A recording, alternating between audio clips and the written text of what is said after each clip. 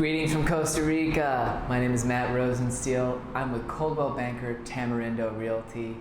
Here joining you again with Costa Rica FAQ, my video blog answering the frequently asked questions about moving to Costa Rica, retiring here, investing, on and on. Thank you very much for joining me. If you're on YouTube and you'd like to give me a subscribe, that'd be great. If you're on Facebook and want to like our page, thank you very much as well.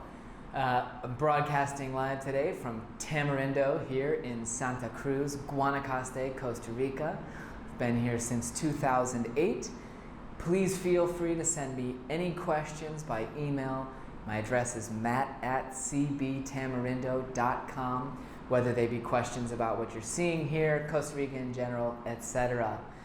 Today on Costa Rica FAQ number 22, chapter 4, we're talking about reaching Valhalla, making it to closing on your property here in Costa Rica.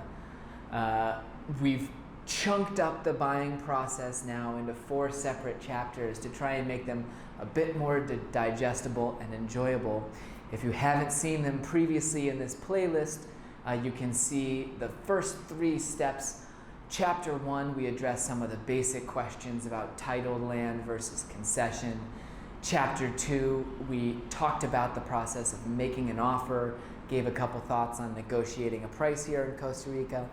And Chapter 3, we talked about moving from that signed, executed offer through your deposit and due diligence. Now we're imagining you've received all of your due diligence information from your attorney. The report looks good. The inspector says the house looks great. You've checked the topography. Everything's good to go there. You are 100% in approval of due diligence.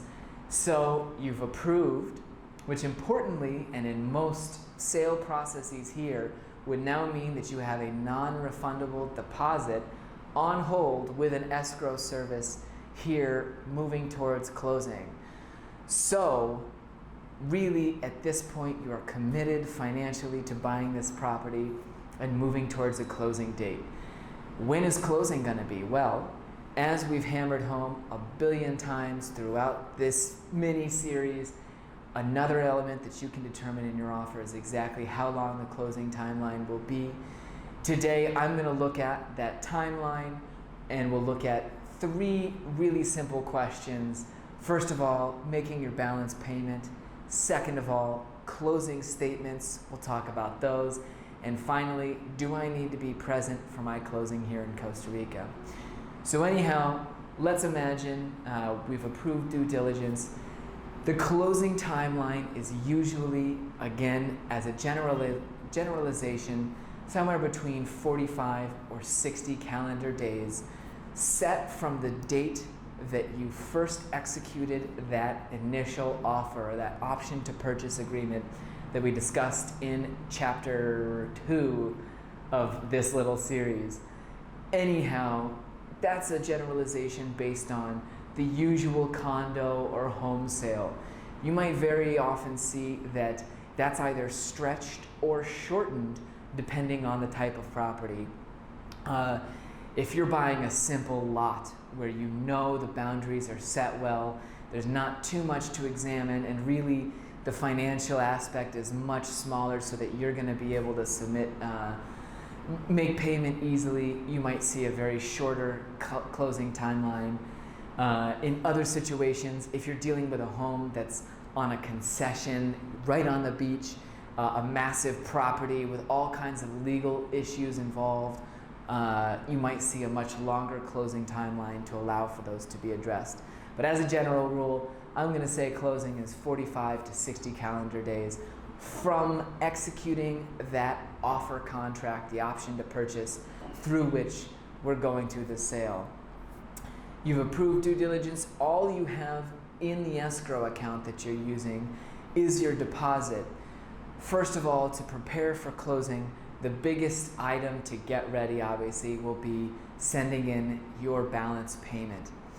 Usually, I personally include in a contract that the balance payment will be sent maybe 2 or 3 days before the closing date, And the only reason I do that is because a lot of times closing comes down to the wire anyway, where we're trying to get lots of things organized, figure out all of the moving pieces, and get the parties together to be able to execute the closing.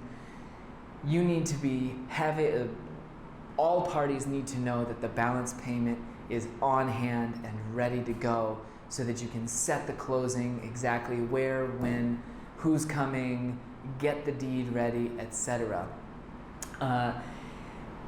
It's important to note that option to purchase contract, your original offer that included all kinds of the components talking about the entire sale process, that was the first legal document you signed between the two parties in this process.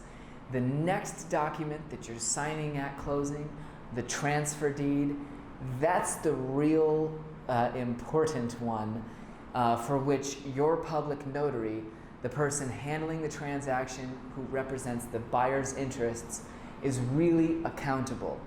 That person is going to be taking the transfer deed, which is actually a much shorter, can be a much shorter legal document than your initial option to purchase.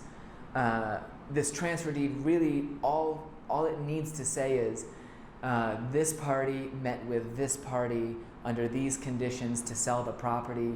And really, it can be a brief document that on legal paper is only a couple of pages, whereas your offer and your option to purchase contract might have been 5 or 6. So your attorney is setting up this transfer deed to be executed at closing, and you're going to be setting yourselves up to first execute this transfer deed, and then the public notary will be sending that to the National Registry to change the property over to your possession in the registry. So in addition to getting your balance payment organized and being able to send the remainder of funds, you will also be seeing closing statements issued by your escrow service. Of course, in previous episodes I mentioned, I wholeheartedly emphasize that using an escrow service as a third party to handle funds for any sale is a huge asset and actually very much protects your interests as a buyer, or if you're selling property, your interests as a seller. It protects the agents involved in the transaction, on and on. So that escrow service is going to produce an exact statement for you, the buyer, to see to the penny exactly how much you have to send down to Costa Rica or to an escrow account that might even be in the US through a closing statement. On your side as a buyer, that closing statement would have, well, here's the balance of the property plus your half of the closing costs, et cetera. All of those line items that you have to chip in. On the seller's side, a closing statement will identify exactly, okay, we're going to receive this full balance, and here is exactly who is going to be paid by this closing.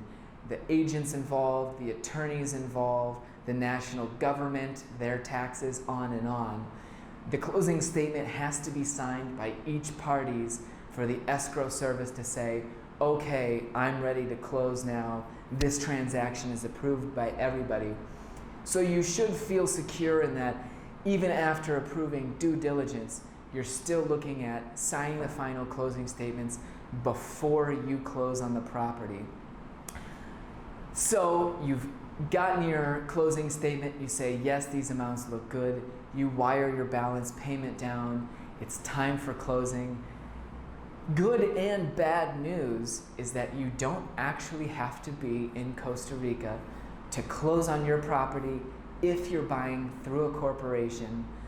There would also be an exception. You wouldn't have to be physically present if you had set up a notarized power of attorney. But given that I see 90% of people buying here through a corporation, generally those folks don't have to be physically present. And if you go back to my episode on corporations, we were talking about the fact that it makes it easier to operate here in Costa Rica. That's very much true for your closing.